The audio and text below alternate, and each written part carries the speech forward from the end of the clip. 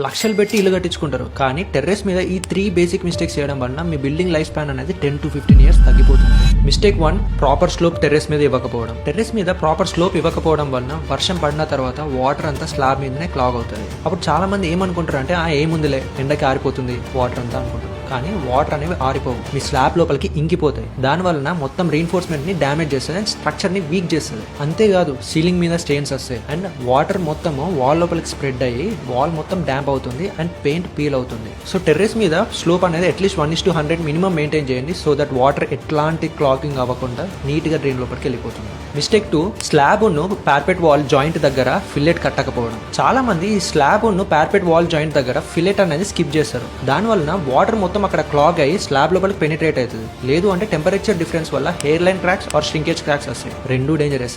So మీ terrace మీద ఈ fillet అనేది చేపించుకోవడం అస్సలు మర్చిపోకండి. అండ్ ఆల్రెడీ ఎగ్జిస్టింగ్ బిల్డింగ్స్ మీరు ఆల్రెడీ ఉన్నట్టయితే ఇట్లా ఒక్కసారి క్రాస్ చెక్ చేసుకోండి. ఒకవేళ లేకపోతే ఇమీడియట్ గా చేపించుకోండి. మిస్టేక్ 3, టెర్రస్ మీద వాటర్ ప్రూఫింగ్ అనేది స్కిప్ చేయడం. చాలా మంది డబ్బులు ఎందుకు వేస్ట్ అని వాటర్ ప్రూఫింగ్ ని కంప్లీట్ గా స్కిప్ చేస్తారు. కానీ కాంక్రీట్ అనేది ఒక పోరస్ మెటీరియల్. వన్స్ ఒకసారి దాని లోపలికి వాటర్ ఇంకిందా మీ స్ట్రక్చర్ మొత్తం స్లోగా ఓవర్ ద ఇయర్స్ డామేజ్ చేస్తుంది. సో అలా అవ్వకుండా ఉండాలంటే వాటర్ ప్రూఫింగ్ అనేది mandatory. Even though proper slope ఉన్నా ఫిలెట్ ఉన్నా సరే. ఈ 3 మిస్టేక్స్ అనేది తప్పకుండా అవాయిడ్ చేయండి. And comment waterproofing step by step waterproofing procedure neat గా ఎలా చేసుకోవాలో PDF నేను మీకు పర్సనల్ గా సెండ్ చేస్తాను. ఇంకా ఇలాంటి చాలా ఆర్కిటెక్చర్ అండ్ కన్స్ట్రక్షన్ టిప్స్ కోసం ఫాలో ఆకి తెలుగు పేజ్.